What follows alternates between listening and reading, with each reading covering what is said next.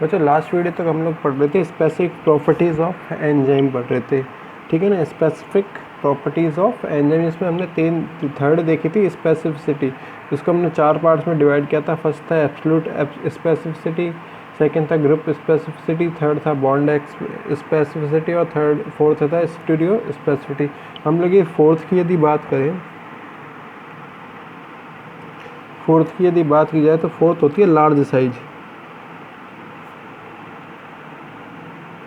Enzyme क्या होता है, थोड़ा सा बड़ा पाया जाता है। एंजाइम की जो शेप होती है या स्ट्रक्चर होती है थोड़ी सी क्या होती है, लार्ज होती है, जो कि माइन्यूट से माइन्यूट, ठीक है ना, जो कि छोटे से छोटे किसी भी सबस्ट्रेट की रेट को कर सकता है, प्रभावित कर सकता है। प्रभावित मतलब ये कह सकते हैं उसको इफेक्ट कर सकता है, तो उसको हाई कर दे या उसको लो कर दे। The size of enzyme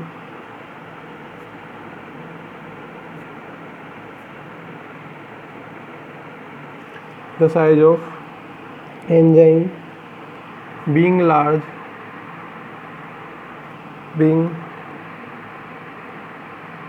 large in size, it provides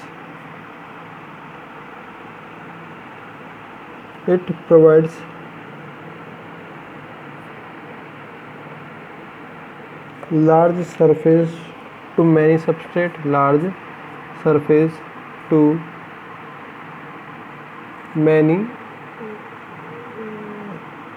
substrate, which helps in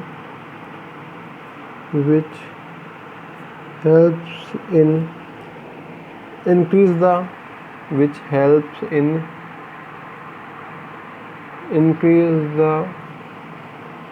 rate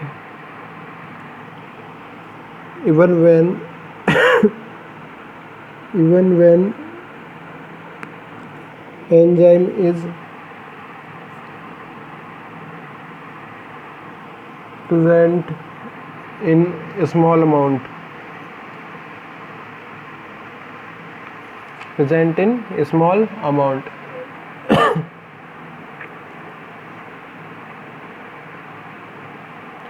जो एंजाइम की साइज होगी वो क्या होती है, लार्ज पाई जाती है, ठीक है ना। और उस पर एक जो किसी भी सबस्ट्रेट होता है उसके जुड़ने के लिए भी क्या होती है, बहुत ज़्यादा जगह पाई जाती है एंजाइम्स पे। एंजाइम की यदि बात की जाए, मान लो यहाँ पे हम ले लेते हैं ई का मतलब हो गया एंजाइम। ये सबस्ट्रेट है किसी भी प्रकार का, एस लिख देता हूँ सबस्ट्रेट, ठीक है ना। ये क्या हो गया, इसकी किसी भी सरफेस से जुड़ सकता था, तो हमने भी यही बोला है। तो इससे क्या कर देगा, इसकी रिएक्शन रेट को क्या कर देगा, चेंज कर देगा। इसकी रिएक्शन रेट को ये चेंज कर सकता है। नेक्स्ट होता है capacity to react with acidic and basic substrates.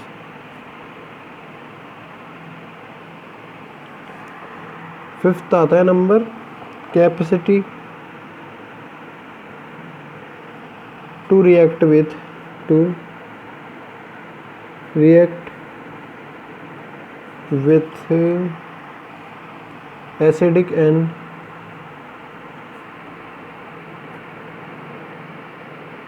Acidic and basic substrates.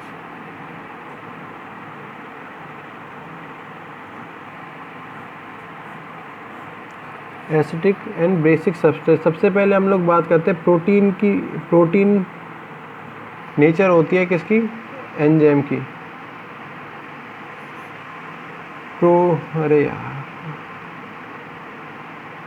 Proteinaceous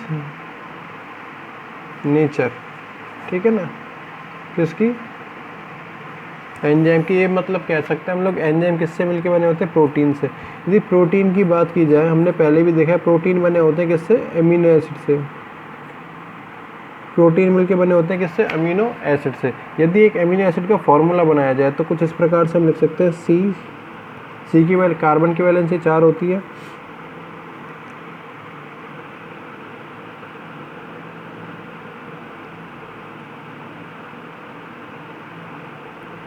इस प्रकार से क्या होता है, प्रोटीन का एक फॉर्मूला होता है जिसमें एक तरफ पाया जाता है कौन सा ग्रुप, NH2 ग्रुप को बोलते हैं हम लोग अमीनो ग्रुप, और एक तरफ पाया जाता है COOH ग्रुप, ठीक है ना। ये माइनस कंडीशन में होता है, पॉजिटिव कंडीशन में होता है। अब इसको देख लेंगे आगे की कंडीशन। ये COOH ग्रुप को हम लोग बोलते हैं कार्बोक्सिलिक ग्रुप। ये आपके केमिस्ट्री में हम लोग पढ़ाते हैं कार्बोक्सिलिक ग्रुप, ठीक है ना, कार्बोक्सिलिक ग्रुप।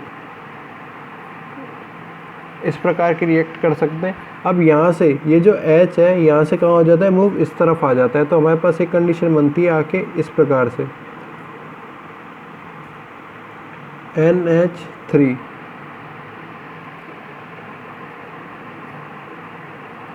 ठीक है ना। यहाँ से H कहाँ चले गया, यहाँ पे चले गए। यहाँ से H रिमूव होके कहाँ चले गया, यहाँ पर चले गया। जिससे क्या करेगा ये एनायन के कारण एसिडिक एक्टिविटी और कैटायन के कारण बेसिक एक्टिविटी शो करेगा। तो इसको हम लोग बोल सकते हैं कोई भी ऐसा ग्रुप या कोई भी ऐसा सबस्ट्रेट या कोई भी ऐसा मॉलिक्यूल जिसमें क्या हो, पॉजिटिव आयन भी और नेगेटिव आयन भी हो, जिसमें पॉजिटिव आयन भी हो और नेगेटिव आयन भी हो, ऐसे ग्रुप को बोलते हैं हम लोग एम्फोटेरिक ग्रुप, ठीक है ना, एम्फोटेरिक ग्रुप। एम्फो का मतलब होता है बोथ, एम्फो का मतलब होता है बोथ। टेरिक वर्ड हमेशा यूज़ में लिया जाता है किसके लिए, आयंस के लिए। टेरिक वर्ड जो है ये यूज़ लिया जाता है किसके, आयंस के लिए यूज़ में लिया जाता है, ठीक है ना। अभी क्या करेगा, किसी भी अगर सॉल्यूशन में इसको रखा जाएगा या किसी भी लिक्विड सब्सटेंस में इसको रखा जाएगा तो ये पॉजिटिव एक्टिविटी भी शो करेगा और नेगेटिव एक्टिविटी भी शो करेगा। तो यही आता है कि इसमें अब ये मतलब कह सकते हैं हम किसी भी एसिड के साथ, एसिड होते हैं मान लो HCl की बात की जाए और H2SO4 की बात की जाए, HNO3 की बात की जाए, CH3COOH की बात की जाए, तो इन सब के साथ भी रिएक्ट कर सकता है। H+Cl- आयन, ये सारी की सारी कंडीशन बेसिक एक्टिविटी भी शो कर सकता था। NaCl के साथ शो कर सकता है और KCl के साथ शो कर सकता है, पोटेशियम डाइक्रोमेट के साथ शो कर सकता है। तो सारी की सारी कंडीशन शो कर सकता है। इसी को हम लोग बोलते हैं इसकी एम्फोटेरिक नेचर बोलते हैं, ठीक है। जिससे एसिडिक और बेसिक के साथ एन एंजाइम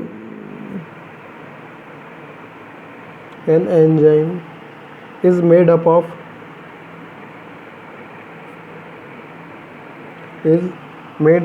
protein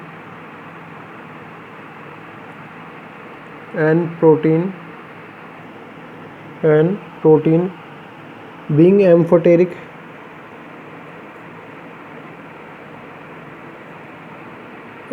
के नीचे मैंने ये लगा दिया, लाइन लगा दी, ये वाला एम्फोटेरिक है। Amphoteric reacts with both acid and basic substances,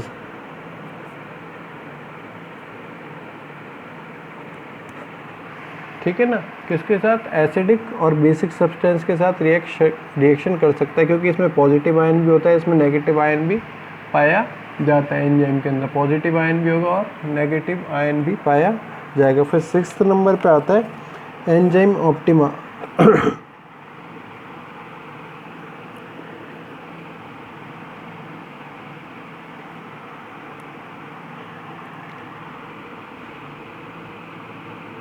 enzyme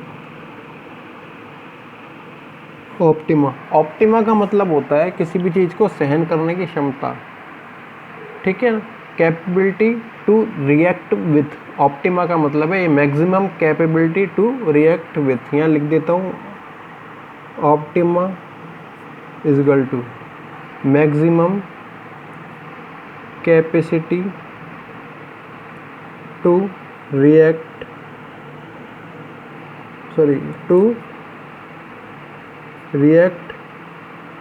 with, ठीक है ना। कोई भी ऐसी एक्टिविटी जो कि एंजाइम के लिए क्या है, मैक्सिमम है, किसी भी अदर सब्सटेंस से रिएक्ट करने के लिए, किसी भी अदर सब्सटेंस से रिएक्ट करने के लिए क्या है, उसकी मैक्सिमम कंडीशन है। जैसे कि हम लोग बात कर सकते हैं, एंजाइम होता है प्रोटीनियस नेचर का होता है। प्रोटीन जो होता है, प्रोटीन जो है ये, इसके यदि बात की जाए तो 40 डिग्री सेंटीग्रेड तक क्या हो सकता है, अच्छे से काम कर सकता है। जैसे जैसे टेम्परेचर बढ़ाया जाएगा प्रोटीन क्या लग जाएगा, टूटने लग जाएगा, प्रोटीन क्या होगा, टूटने लग जाएगा। तो इसके लिए भी कंडीशन वही रहेगी क्योंकि एंजाइम प्रोटीन से ही मिलके बना हुआ होता है। इसी प्रकार से कुछ पीएच होता है, पीएच का लेवल भी होता है, ठीक है ना। साथ ही साथ जो जिस भी सबस्ट्रेट से हम लोग क्या करा रहे हैं, इसकी रिएक्शन करा रहे हैं, एस लेते हैं हम यहाँ पे, सबस्ट्रेट से क्या करा रहे हैं, रिएक्शन करा रहे हैं, उसकी कंसंट्रेशन क्या है, उसकी कंसंट्रेशन क्या है। तो यही कह सकते हैं हम लोग, इसी को बोलते हैं एंजाइम ऑप्टिमा। इसी को हमने बोला है क्या, enzyme optima. The enzyme show maximum, enzyme show maximum activity at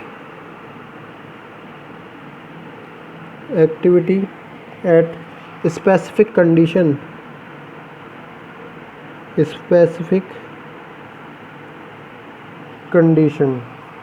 is called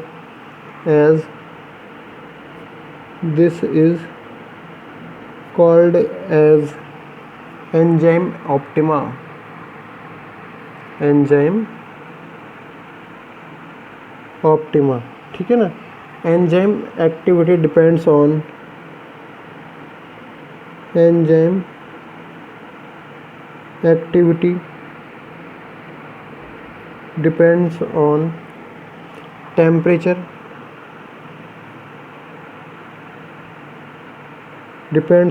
temperature,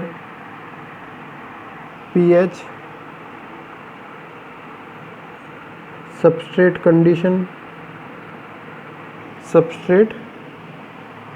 condition, और ये कह सकते हैं substrate concentration,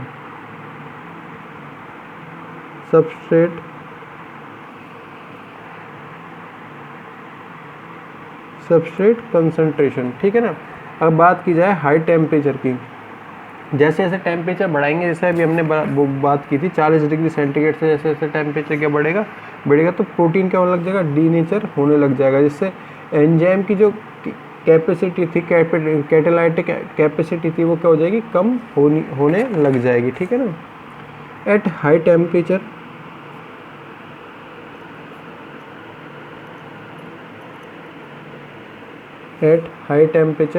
they lost their catalytic activity,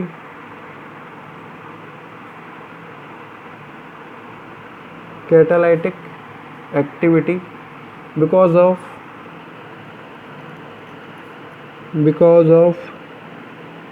their protein nature,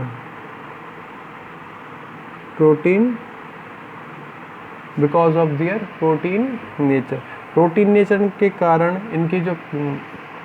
इनकी जो एक्टिविटी है, कैटालाइटिक एक्टिविटी क्या हो जाएगी, कम हो जाएगी, ठीक है ना। फिर बात आती है नेक्स्ट नंबर पे आती है एंजाइम इनहिबिशन,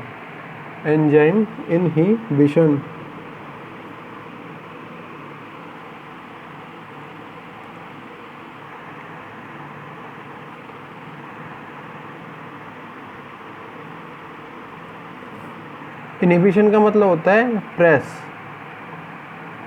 दबाना, किसी भी चीज़ को प्रेशराइज करना। मतलब ये कह सकते हैं जो एंजाइम की एक्टिविटी थी, इसको क्या किया जा सकता है, हम लोग कम कर सकते हैं, इनहिबिट कर सकते हैं। और वो किस किस मेथड से कर सकते हैं, कुछ जैसे एंजाइम इनहिबिटर्स आते हैं, कुछ केमिकल्स आते हैं, ठीक है ना, कुछ क्या आएंगे, केमिकल्स आएंगे, इनसे एंजाइम की एक्टिविटी को हम लोग कम कर सकते थे, ठीक है ना। Enzyme activity can be reduce, enzyme activity can be reduce और inhibited by other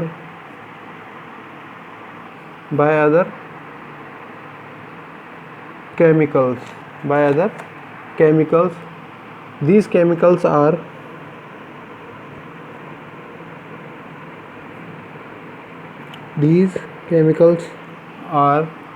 called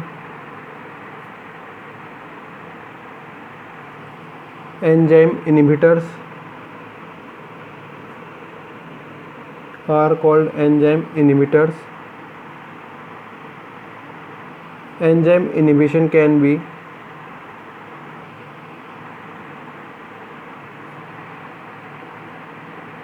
enzyme inhibition can be direct or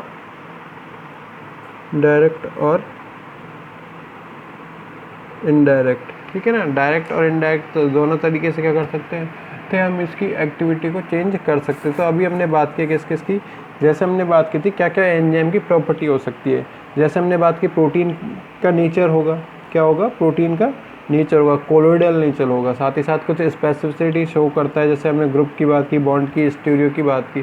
फिर इनकी क्या होती है, लार्ज साइज होती है। एंजाइम की क्या होती है, लार्ज साइज होती है। इससे इसको सबस्ट्रेट को रिएक्ट करने के लिए ज़्यादा साइज मिलती है। एंजाइम के साथ रिएक्ट करने के लिए क्या होता है, एक लार्ज साइज मिलता है, ठीक है ना। एम्फोटेरिक नेचर का होता है, मतलब पॉजिटिव आयन भी पाए जाएंगे और नेगेटिव आयन भी पाए जाते हैं। पॉजिटिव आयन भी होंगे, नेगेटिव आयन भी होंगे, जिससे एसिडिक और बेसिक सबस्ट्रेट के साथ रिएक्ट कर सकता है आसानी से, ठीक है ना। साथ ही साथ कुछ एंजाइम के लिए ऑप्टिमा होता है, ऑप्टिमम टेम्परेचर होता है, ऑप्टिमम पीएच होता है, ऑप्टिमम का होता है maximum capacity to react with, किसी भी चीज़ के साथ रिएक्ट करने की मैक्सिमम कैपेसिटी, ठीक है ना, वो होती है। ऐसे पीएच होता है, टेम्परेचर सबस्ट्रेट की क्या हो सकती है, कंसंट्रेशन हो सकती है, ठीक है। हाई टेम्परेचर के ऊपर प्रोटीन डिग्रेड होने लग जाता है, इसीलिए क्या हो जाता है, एंजाइम भी डिग्रेड होने लग जाएगा। फिर आती है बात एंजाइम इनिबिशन की। एंजाइम इनिबिशन ये कहता है कुछ ऐसे प्रोडक्ट होते हैं जो कि कुछ केमिकल्स हो सकते हैं, ऐसे प्रोडक्ट होते हैं जो कि एंजाइम की एक्टिविटी को क्या कर देते हैं, कम कर देते हैं, एंजाइम की एक्टिविटी को कम कर देते हैं। तो ये हो जाता है आपका एंजाइम इनिबिशन, ठीक है ना। बाकी हम लोग देखेंगे नेक्स्ट वीडियो में। Thank you.